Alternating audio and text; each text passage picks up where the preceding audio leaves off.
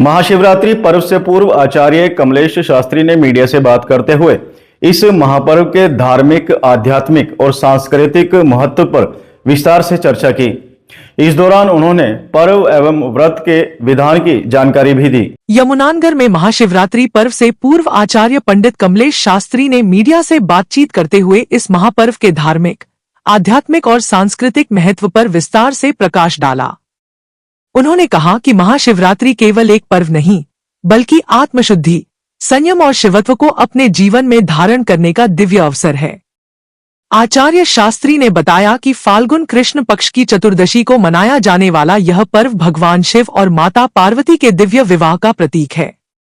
मान्यता है कि इसी रात्रि में भगवान शिव का प्राकट्य हुआ था।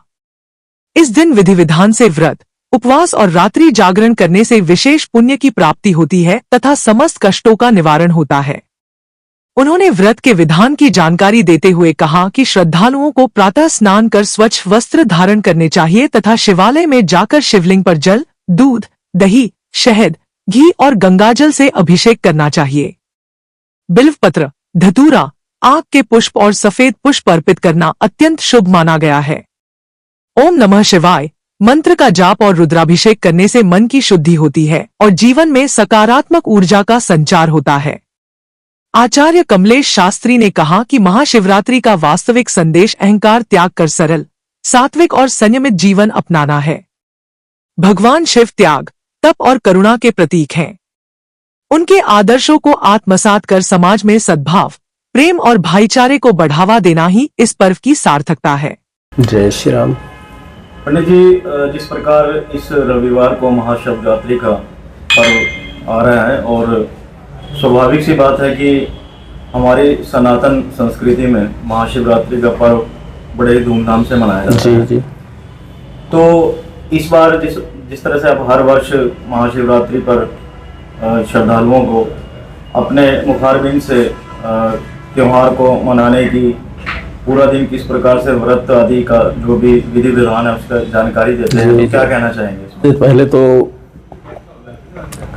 सभी भारतवर्ष वासियों को और यमुनानगर वासियों को हमारे शिव मंदिर बस स्टैंड शिव परिवार की तरफ से हम शिवरात्रि के महापर्व पर जो है हम सबको शुभकामनाएं एवं बधाई देना चाहेंगे कि ये पर्व जो है पूरे विश्व के लिए, और कोई भी त्यौहार हो, ज्योतिषी सिद्धांत पर यदि हम देखें तो व्रत, पर्व और त्यौहार इनको कैसे मनाना चाहिए और क्यों मनाए जाते हैं, हमारे सामने एक यक्ष प्रश्न यही खड़ा हुआ है। तो त्यौहार का महत्व विशेष करके समाज में समरसता लाने के लिए होता है। शिवरात्रि है क्या? वैसे तो साल भर में जो है 12 महीने में 24 शिवरात्रियाँ होती हैं, लेकिन फाल्गुन के महीने में कृष्ण पक्ष को चतुर्दशी के दिन मनाई जाने वाली शिवरात्रि को महाशिवरात्रि के नाम से क्यों जाना जाता है? तो महा माने होता महान और शिव माने कल्याण। वो रात्रि जो संसार के समस्त जीवों का कल्याण करने वाली हो। तो महाशिवरात्रि फाल्गुन कृष्ण चतुर्दशी को मनाया जाने वाला एक अत्यंत सनातन धर्म के लिए पवित्र जो है पावन त्यौहार है, जो भगवान शिव और माता पार्वती के विवाह, उनके दिव्य मिलन और भगवान शिव की निराकार ज्योतिर्लिंग के रूप में कहीं पुराणों में और विशेष करके शिव पुराण में ही ऐसा वर्णन है कि इसी महाशिवरात्रि के दिन जो फाल्गुन कृष्ण चतुर्दशी को मनाई जाती है, तो भगवान शिव स्वयं जो है ज्योतिर्लिंग के स्वरूप में प्रकट हुए थे। भगवान शिव का प्रकट हुआ था, प्रादुर्भाव हुआ था। इस कारण से भी इस महाशिवरात्रि जो है और यह पर्व हमारे समाज के लिए अत्यंत जो है महत्वपूर्ण है, और यह अज्ञानता को दूर करने, आत्मा के उत्थान, रात्रि जागरण और उपवास के माध्यम से आध्यात्मिक स्थिरता को प्राप्त कराने वाला विशेष अवसर होता है। महाशिवरात्रि के महत्व के जो मुख्य बिंदु हैं क्यों मनाते हैं, किस लिए मनाते हैं? तो विशेष करके ये भगवान शिव और संसार को चलाने वाली उस शक्ति यानी शिव शक्ति के मिलन का ही, दूसरे शब्दों में यदि कहा जाए तो आत्मा और परमात्मा के मिलन का दिन होता है।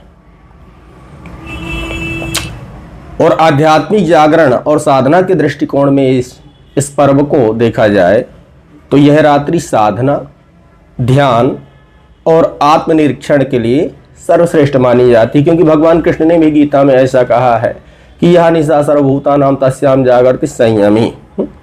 जब पूरा संसार सोया हुआ होता है, रात्रि दो प्रकार की होती है। एक तो योग साधना के लिए होती है और दूसरी जो रात्रि होती है तो विश्राम करने के लिए होती है कि जिसमें शरीर अपने आप को थका हुआ, हैरान और परेशान हुआ मानता है, तो सोचता है कि रात्रि आई है। और रात्रि है क्या? मोह की रात्रि है।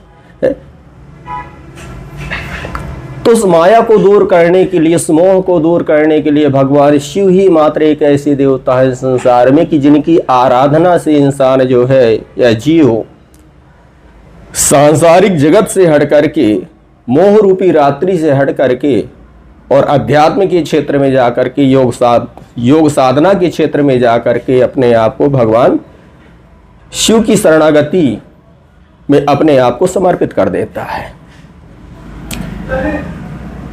जैसा कि मैं बता ही रहा था कि महाशिवरात्रि का अर्थ है क्या, तो महा का मतलब महान और शिव का अर्थ होता है कल्याण करने वाला। यानी ये जो रात्रि है संसार के समस्त जीवों का कल्याण करने वाली है और अज्ञानता को दूर करने वाली है। इसको दूसरे रूप में ऐसे भी देखा जाए कि इस रात्रि की जो साधना है, इस रात्रि का जो यम नियम है, जो संयम है, उपासना का ये जो पर्व है, तो हमारे अज्ञानता को तो दूर करता ही है, साथ में बताया कि सबसे ज्यादा ये मोक्ष को प्राप्त कराने वाला भी समय होता है। विषपान और सृष्टि की रक्षा के संबंध में पौराणिक महत्व के अनुसार यदि इसको देखा जाए तो समुद्र मंथन के समय निकले विष को पीकर के भगवान शिव ने सृष्टि को बचाया था और इसलिए उन्हें नीलकंठ के नाम से भी जाना जाता है। और इसी शिवरात्रि के दिन, जिसको महाशिवरात्रि के रूप में हम मनाते हैं फाल्गुन कृष्ण चतुर्दशी के दिन, तो शिव पुराण के अनुसार ऐसा वर्णन है कि इसी दिन ज्योतिर्लिंग का प्राकट्य हुआ था और इसी पवित्र रात्रि को भगवान शिव ने ज्योतिर्लिंग में के रूप में स्वयं को प्रकट किया था। और योग परंपरा में इस दिन को आदि गुरु शिव के ध्यान में स्थिर होने के दिन के रूप में भी मनाया जाता है, जो स्थिरता का प्रतीक माना जाता है।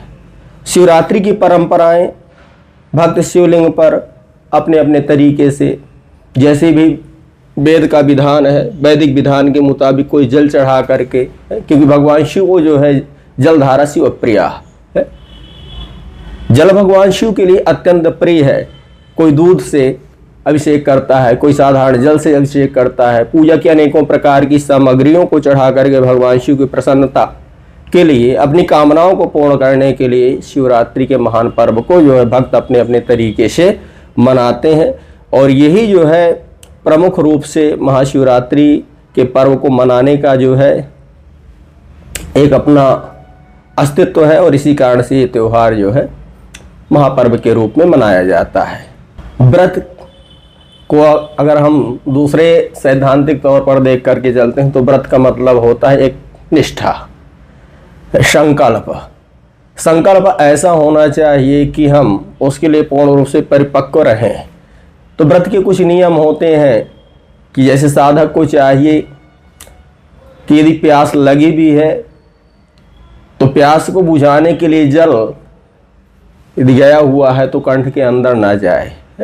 दूसरा, जो कुछ भी है फलाहार इत्यादि के रूप में उसको ग्रहण करे और अन्न के सेवन से जो है अपने आप को दूर रखे, ब्रह्मचर्य का पालन करे।